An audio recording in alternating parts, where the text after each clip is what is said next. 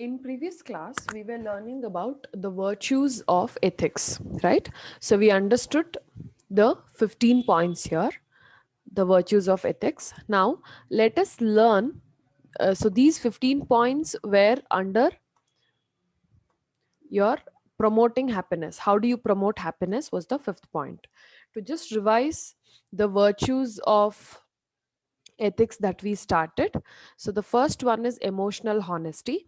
So we have to be honest to the feeling that we have inside, and we have to accept the feeling. So first of all, acceptance of the feeling and working towards it is important. Then virtue of humility. Now if you're down to earth, if you know what you are doing, self sacrifice, if you do, all this will take away the ego which is within you, and it will help you to grow better as a human being in the society. Now, many times this anger and ego can get down the character of a person to any level, and later one will regret about it. So, that is virtue of humility. Now, we understood after that who is a proactive manager. Now, a proactive person is the one who is dealing, who is very much advanced in his thoughts and who knows what to expect in the future and how to face that future. So he will become a proactive manager. So that is the proactive here. Then after proactive, then there is the next one. We understood how the proactive managers will have to react, and how they have to make sure that they have every other essential thing to encourage the employees. Then purity of mind. If we keep our mind as pure as possible, we will have emotions as humans. But then if you don't hold grudges against the other person, and if you're a very forgiving personality, then you'll be able to keep your mind in a very pure way. And you can practice meditation as the part. Here religion, caste, creed doesn't matter. If you practice that meditation, which will bring the inner purity in one person, so that is purity of mind. And then we also understood how to promote happiness. It is not only one person who will get happiness to one, but the society altogether. Instead of standing up to the societal norms, when you know what to do to be happy, that is what matters for everybody's life. Okay, nowadays you can see the stress on the societal norms has been increasing day by day. But then there are people who are doing whatever they want to do in life. Okay, so it might be a little uncomfortable. It is difficult to go get out of your comfort zone, but try to achieve your passion in life. When you achieve your passion in life, you get a lot and lot of satisfaction, and you're more at peace. Okay, but make sure whatever you are doing is not harmful to the society. Okay, that's the only thing. And how to promote happiness? What do you what are the steps you would take to do it, uh, make yourself more happy? See, the steps cannot be bigger ones, it has to be small, and daily task and daily risk has to be taken, and that will cover your happiness every day. Now after that, let us learn about karma yoga. Now what is karma? We understood in the previous class, where karma is a Sanskrit term. It actually means whatever action or work you do mentally and physically. Even the thinking of yours is also part of karma. So, karma is not only about what you do on a daily basis, but what you have done yesterday and in the past, all that will be added together.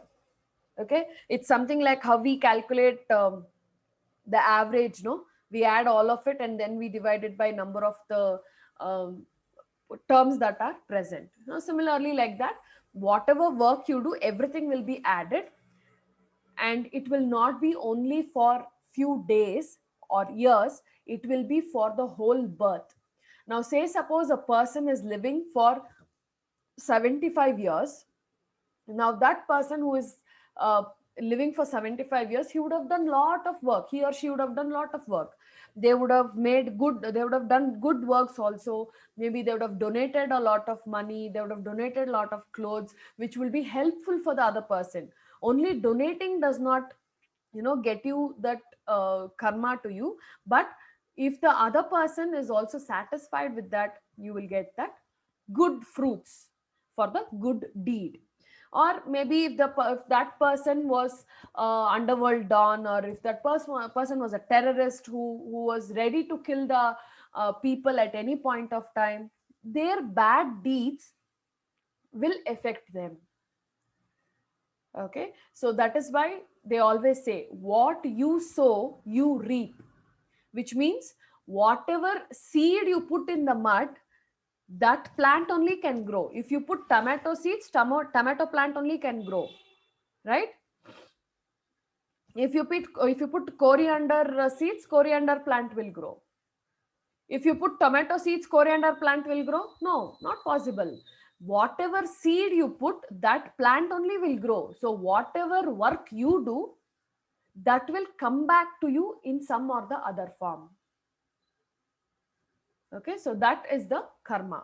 Now let us understand a little more in depth of karma here. Now this can be a 14 marks question. They can ask you, explain about karma yoga. It's not only karma, it's karma yoga. Okay, the way you do your work on day to day life, if you consciously observe your whole day, whatever work you're doing, you'll be able to analyze a lot and lot of characteristics about yourself.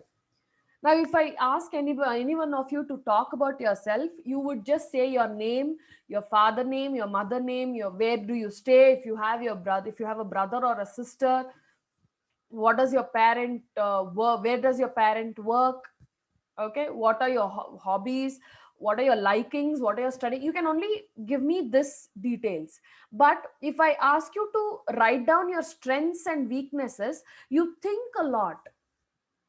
You will write down your weaknesses also. When it comes to strength, you will hardly have one point and you start thinking, okay, what should I write for strength? Is it really there, is it not there?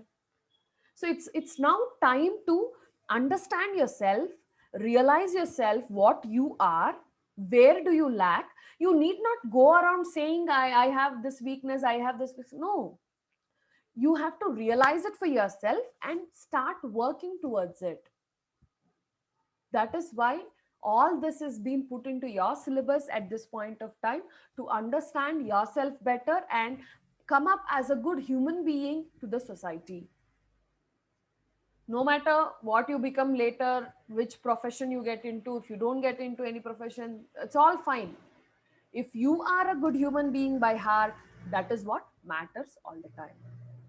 Okay, now in karma there are three types, okay, or there are three folds, you can say three levels. Now these three are the major factors which will define karma for a person. So those three are Icha, Gnana, Kriya. Icha is, or Iche in Kannada, what you say, is willingness. I am willing to do this job. I am willing to do this teaching job here. I enjoy doing this teaching job. Right? It is my Icha. You people like to study still. You still want to study. That is your Icha. You like to eat this particular dish for a breakfast, you like to eat this particular dish for lunch, you like to drink coffee, you like to drink tea, you like to drink only milk or complan or boost. You have certain wishes, you have certain willings that you want to do. It's a feeling, you cannot define, right? You cannot define why do you like it. You like the taste of it, you like the feeling of it. It's a desire to do things. Okay, everyone will have one or the other desire. You will say, I want to become this one day, or I want to do this one day. You want to go on an adventure trip one day. Okay, you want to fly a parachute one day. Everybody will have the desire. That is Icha. Next is Gnana. Gnana is about knowledge. knowing about things.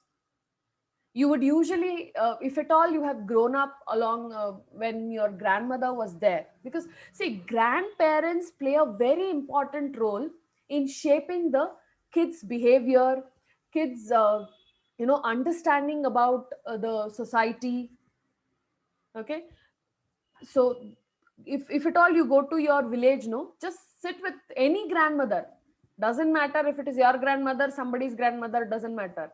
Sit with a grandmother, just try to talk with them. They'll be so happy. They'll be so happy when you speak to your grandmothers. And if they are too old, no, if they've crossed 85 and they're nearing 90 and all, they, it doesn't matter how old you are, they'll start saying stories to you.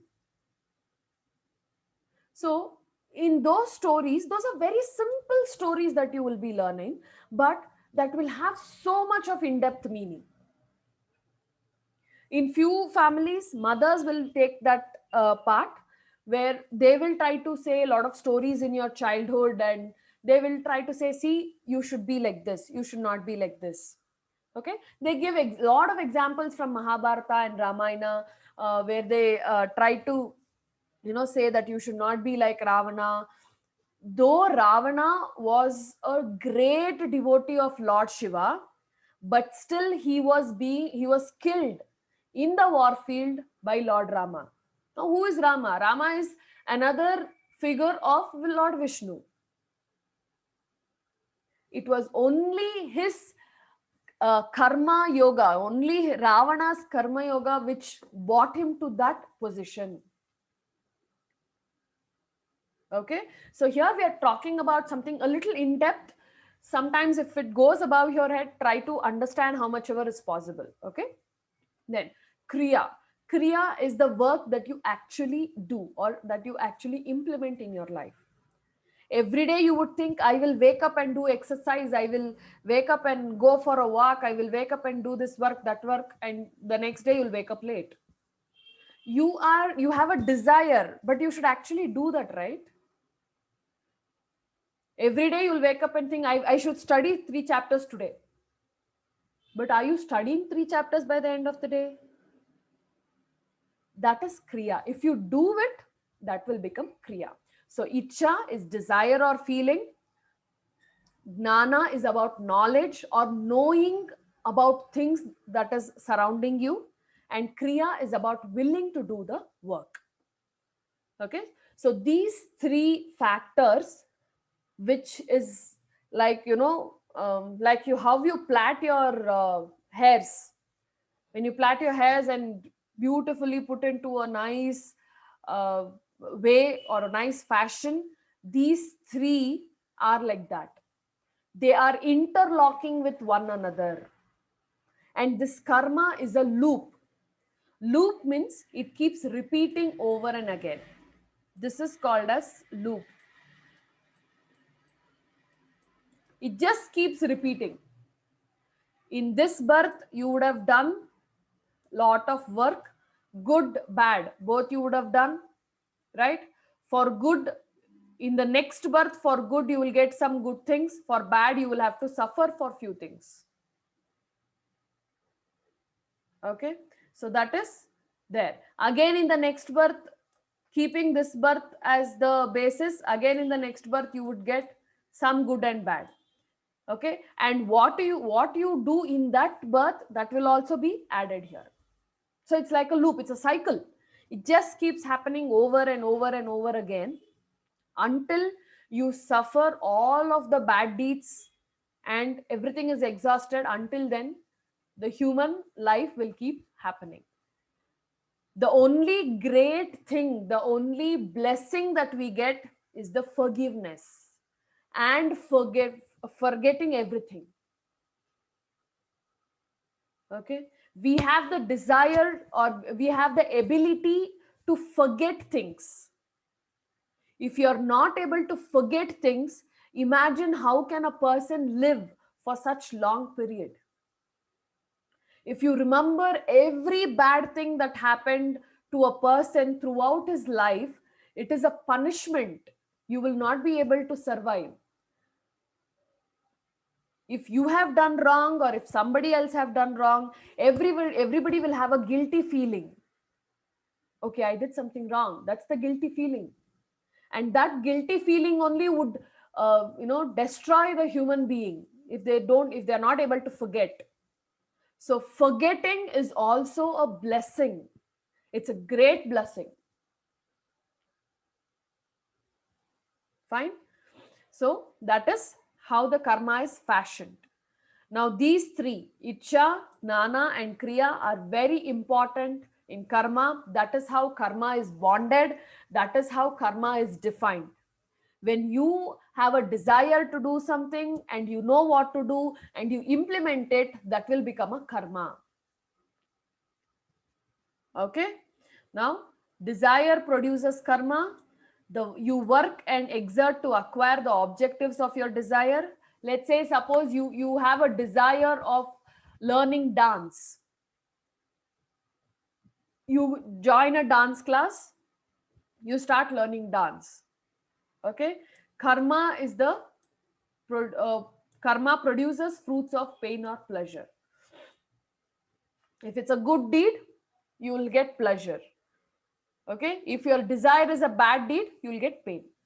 Sometimes both pain and pleasure, both will be felt. Now to get this pain and pleasure, you will be taking births after birth. Now they usually say, okay, this is a general saying, to get a human life is very lucky. Okay, we being humans it's very lucky because we start our life from a very small insect or ant or whatever you think, the smallest of the organism we start our life with.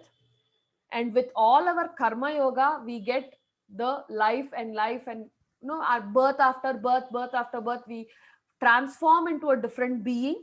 And they usually say the final life is human being. Okay, the final birth that you get is human being. So that is why they usually say in all your manuscripts, no matter which language, which religion you take, in all the manuscripts, the only thing that they try to make people understand is getting moksha. Now what is this moksha? Moksha is the ultimate level where you're not born again. That's how simple I can say explain it. Okay, once you attain moksha, that is the ultimate level of being peaceful all the time, and you're not born again in any form. Okay, so that is how the karma is being taken place. Now let us understand the kinds of karma. Okay, the kinds of karma, you have sanchita. There are three kinds again. You have sanchita, that is accumulated karma from previous births. If you have done any good deeds, anybody, if they have done any good deeds or bad deeds, that will get accumulated. It's like your accounts. You have a credit side, you have a debit side. You do any bad thing, debit the account. You do any credit, you do any good deed, credit the account. Now with this debit and credit, they will prepare an account for each of them. What is the good, what is the bad? That is sanchita. Then prarabdha. Prarabdha means the result of all the bad deeds that you have done in the previous life. Now few of them would be suffering from some ailment, illness, okay, or pain. Now few of these pain would be from this life, because let's say for example one of the person is not drinking water properly. Now without drinking water for a long time, it will cause dehydration in the body. That is this life's mistake. It is not other life and all. Everything you cannot blame on the other life, other birth. Okay, so here if you are taking care of yourself properly, and even after that you are getting diseases or ailments, that is known as prarabdha. That is the bad deeds, whatever that is there in your account, no, that has to be suffered by you only. Your bad deeds, you only have to suffer. No, your other person, your friend or your relative will not come and suffer the bad deeds. Your bad deeds, you should only suffer. If not for this birth, next birth you will suffer. That is the concept of karma. Now, prarabdha is whatever work you have done, you're getting the fruits for that work. Okay, that fruit, if you have done bad, that fruit will be bad. If you've done good, the fruit will be good. Okay, they usually at home they usually talk, no, prarabdha karma. What is that? It's fruitifying the work whatever you have done. Then the third type is kriyamana. Now in this life, whatever you are doing, that is kriyamana. But you cannot go out of sanchita, prarabdha or kriyamana. It is, coming out of this loop of karma is very, very difficult. That is why people attain, uh, you know uh, you can see those gurujis and all, right? So to attain that salvation, to attain that moksha, they leave out all attachments in life. Okay, they leave out all attachments in life. Many times we do lot of work not because for us, but for our uh, you know people around us. I don't want to name any relationship, but for the people around us, for people who think they are mine, whomever we think, for them we do lot of the work. Now many times without our knowledge we would have done the work which is good, the work which is bad. It's a very, very delicate subject. I'm not an expert to talk so much like gurus and all, but then to the extent that I have learned from my parents and my grandparents and the books that I have studied, that I've read until today, so I'm able to give some gnana here or some knowledge here to you people, which I was able to learn. Even during my college days, I learned a lot about all of this because we had a subject again. Especially if you realize or analyze yourself, the day you start analyzing who you are, that is when you will understand where you have to work on yourself. That I'm repeating that over and again because I've seen a lot of changes in myself because of all of this. And that has to work on everybody because that's how human being basics work. We are not talking about big things, we are just talking about basics. Okay, so the three kinds of karma: sanchita, prarabdha, kriyamana. Sanchita is whatever you have done, whatever one person has done in this life or the previous life, it gets accumulated. That is the accumulation. Now with this sanchita, you will get the character of a person. Okay, now you would have seen, if there is a baby, a baby at home, newborn baby at home. Let's say that baby is now 2 3 years or 3 4 years.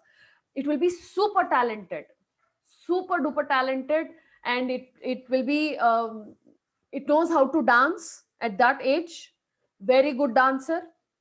That is sanchita. Accumulated talent and work from the previous life has come now.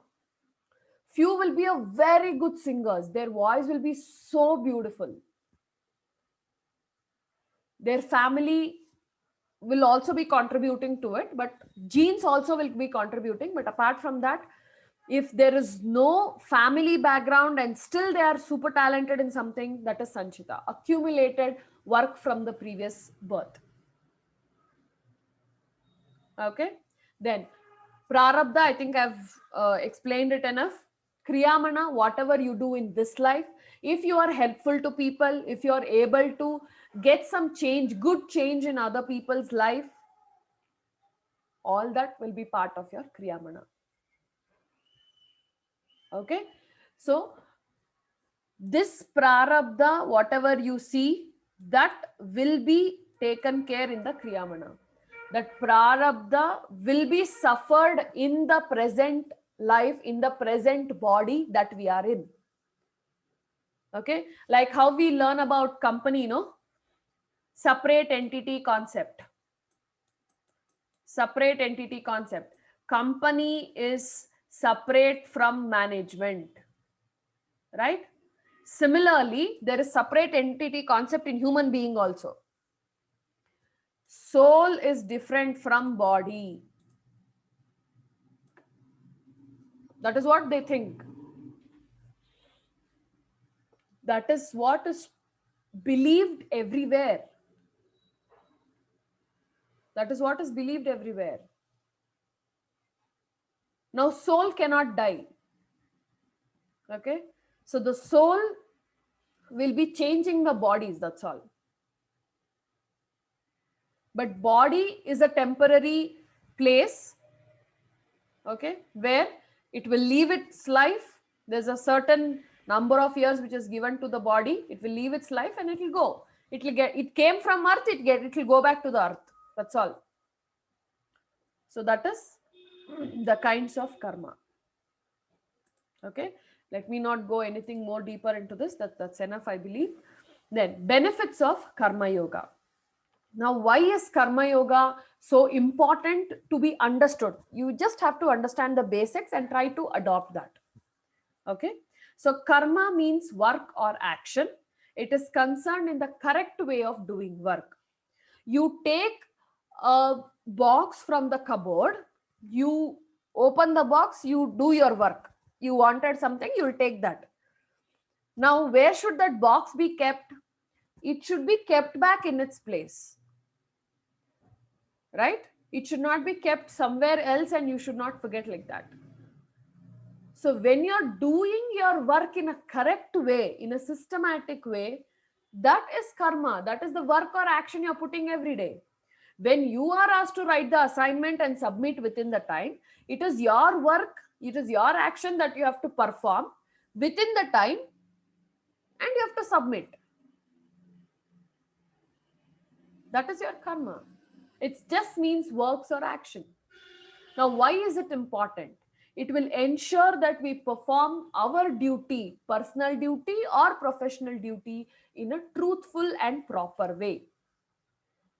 Okay, so this concept will make us work in a truthful way. At the end of your life, what are you taking away? Will you take away your anger? Will you take away your ego along with you? You'll take money along with you? No. When a person dies, what that he takes along with him is that, oh, look, there was a person like this, so sad he's no more or she's no more. That is the only word that will be that will bring more happiness than anything else in the world. Okay, so when you perform your duties in a truthful way, that comes under karma yoga. Then it will help you to acquire the truth to the mind. It's so easy to lie for few people. Now, if you say one lie, to cover that, you'll have to say another one. To cover that, another one. To cover that, another one. It goes on and on and on. How much lie can you say? Another problem is you will forget what you actually told to the first person. If it is truth, it is truth.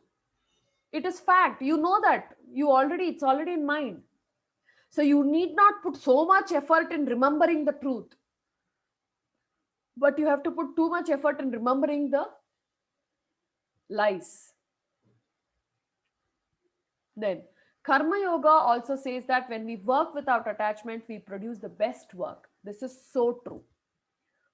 Many times, because of our friend, because of the sister, mother, father, we would, even though we don't like to do some work, we will do it. Correct?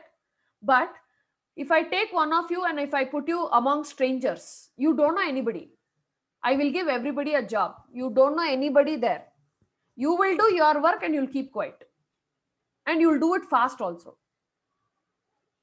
So when you don't have attachment to the people around you, you produce the best work.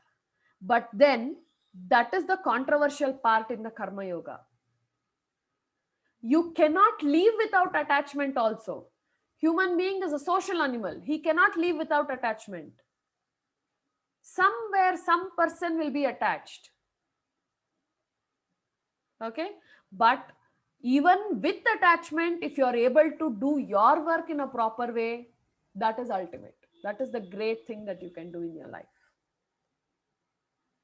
Then it helps us capture evils such as anger, hatred, fear. Now, these are the actual evils in life, because the anger that people have, especially in today's world, the way they want to lead their life, it's all good. Enjoy your way and all that. But don't trouble the other person who is present. Okay? So that is the only thing. Don't trouble the other person. Your life, you enjoy. Okay, then it will also help us to tackle a lot of things in the practical life. Now your parents would be taking care of all of you. At least if you have a younger sibling, they will be doing a lot of work. But then when you have to practically face life, when you have to practically face situations, you will not know what to reply, you will not know what to say, right? So this karma yoga, that is our action, the work, the experience, will try to help us to understand how to lead a practical life. Okay, and also how to do our duties and responsibilities, so that so that we'll be able to realize what is our strength, and as a human being, what we are good at. Everybody will be good at one or the other thing. That is that is definitely there. You'll be good at one or the other thing.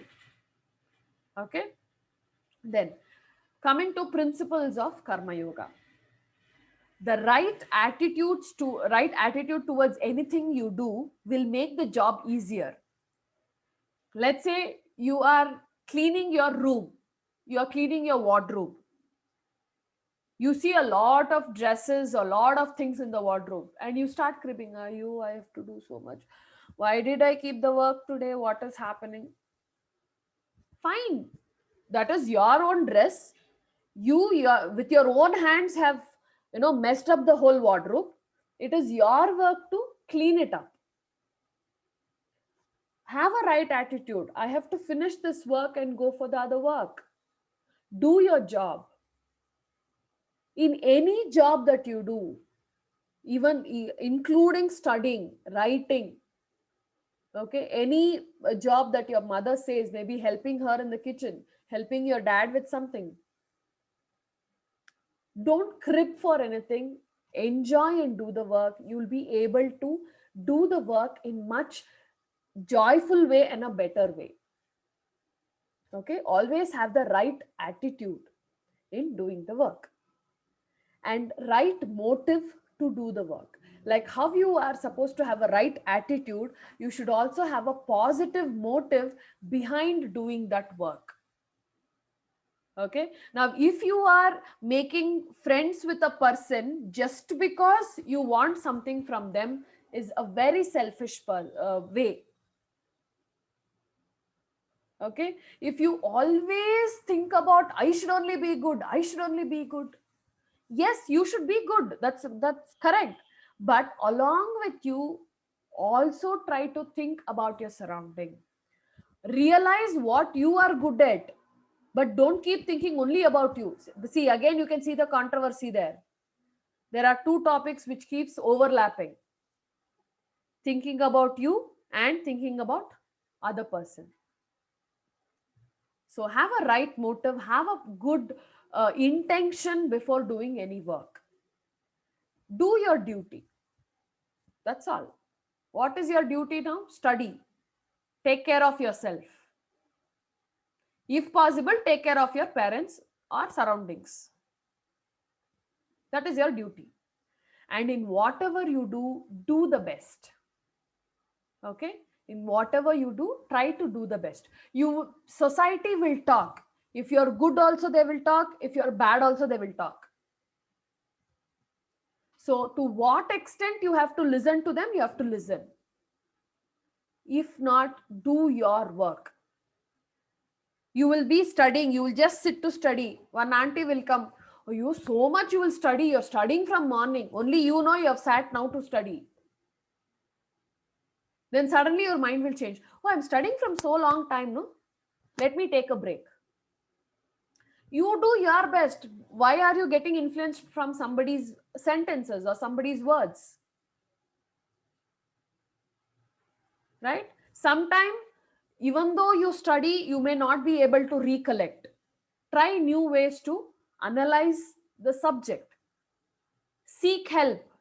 Ask help from your friends or your teacher or somebody whom you believe that they can help you. When you do that, you will be able to do your best. Give up results. Give up results means do your work and don't expect for the result all the time. Sometimes it's a very tedious situation where you will do your work but you don't know how the result would be. Just put it on the supreme power and just say, I've done my work, let us see what will happen. You'd have heard a lot of this many times. So give up on results and do your work. Don't give up on work, give up on the result, and try to serve God in the possible way where you can do it. If you fight and you're